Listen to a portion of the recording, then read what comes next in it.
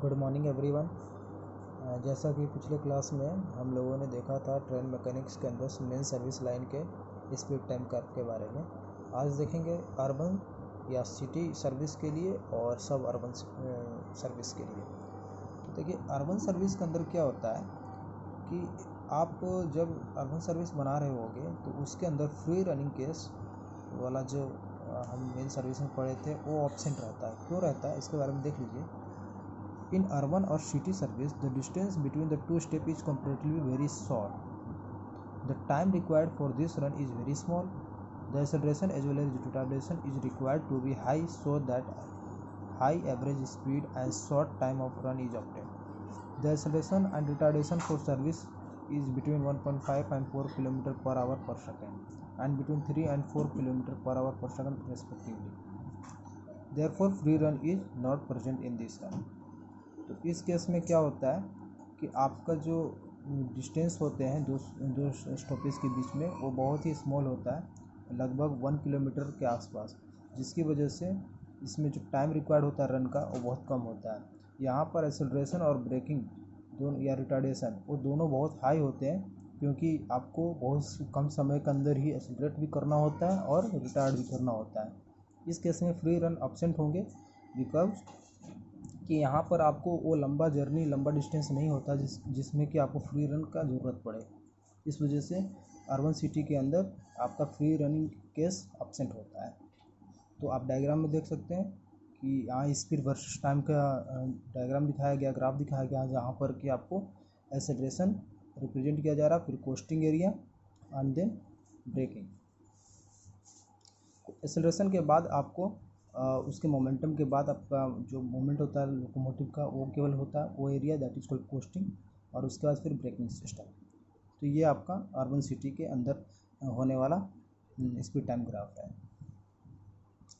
उसी तरीके से नेक्स्ट आपका सब अर्बन सिस्टम के अंदर भी बिल्कुल अर्बन की तरह ही होता है, बस इसमें यही होता है डिफरेंस कि जो डिस्टेंस बिटवीन टू स्टेशन होते हैं वह 1 किलोमीटर से थोड़ा ज़्यादा होते हैं, लगभग अप्रॉक्स 2 किलोमीटर टू 5 किलोमीटर।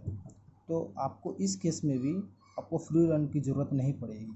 तो फ्री रन की ज़रूरत नहीं पड़ेगी तो इसका डायग्राम भी कुछ इसी तरीके से हो जाएगा, जहाँ पर कि एक्सेलरेशन थोड़ा हाई होगा, एक्सेलरेशन और ब्रेकिंग दोनों का जो स्पीड होता है वो काफ़ी ज़्यादा हाई होता है, टाइमिंग जो होता है काफ़ी ज़्यादा हाई होता है, क्योंकि टोटल हमारा जो डिस्टेंस है वह 2 to 5 किलोमीटर के ही आसपास होता है। इसमें फ्री रन की ज़रूरत नहीं पड़ती।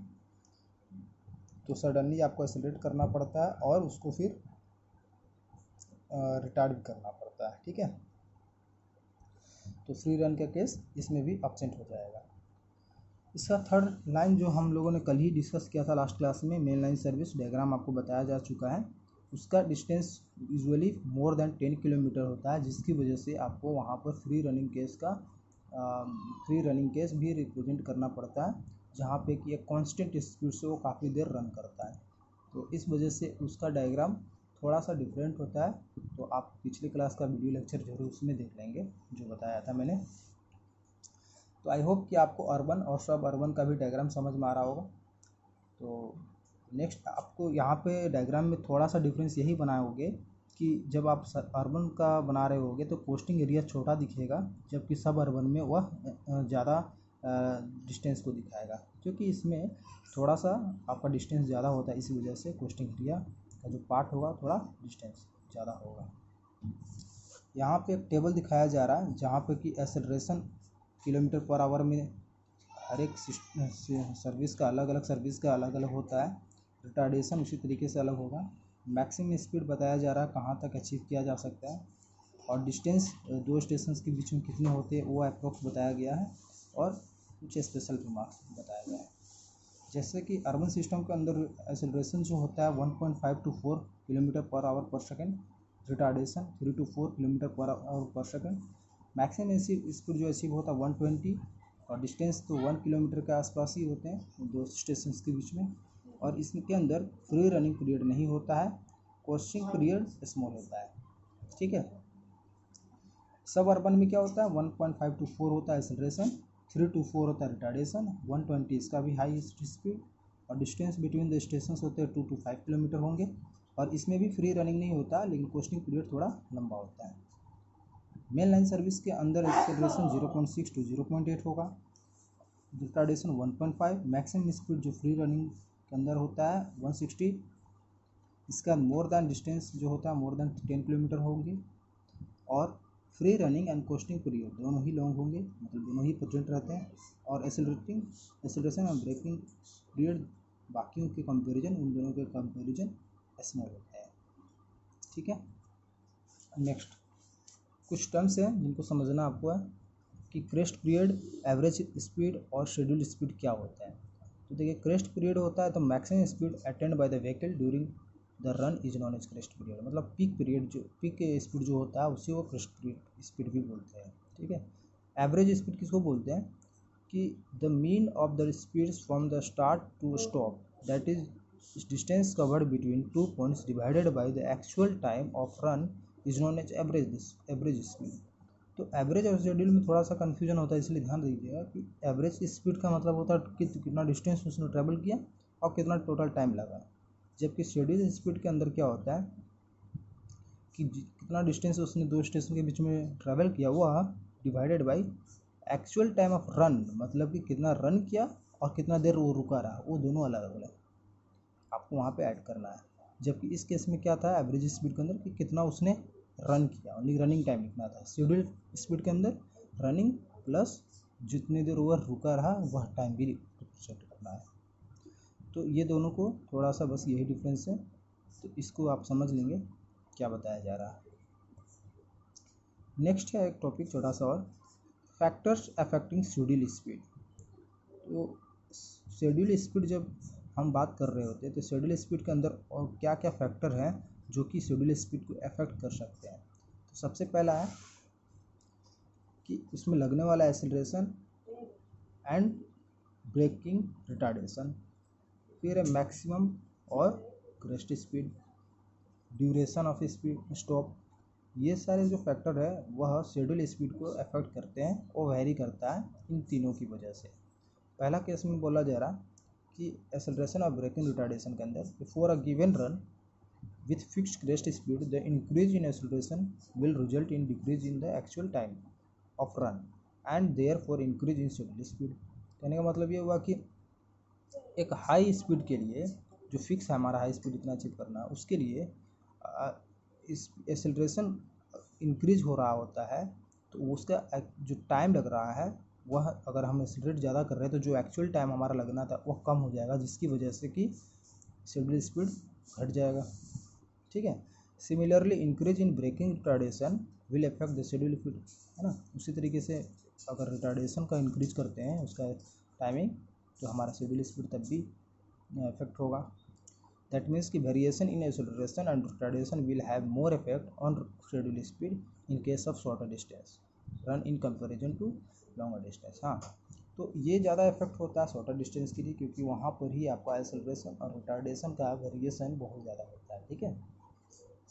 इसके बाद मैक्सिमम स्पीड के इफेक्ट की वजह से भी हमारा शेड्यूल इफेक्ट होता है। वो कैसे कि for a constant speed constant distance run and with fixed acceleration and retardation the actual time of run will decrease and therefore schedule speed will increase with the increase in crest speed. मतलब कि अगर आप सारा parameter को constant रखे हुए हो but जो स्पीड आप फ्री रनिंग के अंदर चला रहे हो मैक्सिमम स्पीड, वह अगर हमारे एवरेज जो स्पीड है उसमें अगर बहुत ज़्यादा हाई हो रहा है स्पीड, तो दैट मीन्स कि क्रेस्ट स्पीड आप गेन कर रहे हो, तो वह कितना गेन कर रहे हो, कितना वेरी कर रहे हो, उस पर भी शेड्यूल स्पीड हमारा डिपेंड करता है।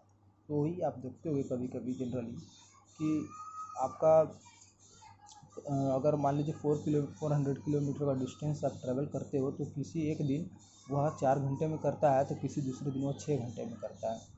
तो उसका पिक स्पीड के ऊपर भी उस चीज़ को डिपेंड करता है, और पिक स्पीड डिपेंड करता है फिर बाद में चल करके वह नेटवर्क के ऊपर कि किस तरह का नेटवर्क है, किस तरह का सिग्नल है, तो उस बेसिस पर आपको पिक स्पीड वेरी करता है। और जब पिक स्पीड वेरी कर जाता है तो आपका शेड्यूल स्पीड भी वेरी कर जाता है। इसके बाद है effect of duration of stop. कितने ड्यूरेशन के लिए स्टॉप हो रहा है। तो ये है, आप आई होप कि आप स्टेटमेंट से ही समझ रहे होगे कि क्या कहना चाह रहे हैं इसके अंदर। अगर कोई इस तरह का व्हीकल है जो जो काफ़ी देर जहाँ रुकने का फॉल्ट है 5 मिनट, वहाँ पर अगर वह कुछ ज़्यादा देर 15 मिनट 20 मिनट रुक रहा है, मतलब उसका स्टॉपिंग ड्यूरेशन जो है वह वेरी कर रहा है, तो भी शेड्यूल स्पीड के अंदर वह इफेक्ट करेगा। तो इस तरीके से आप ये तीनों पॉइंट को देख सकते हैं, समझ सकते हैं।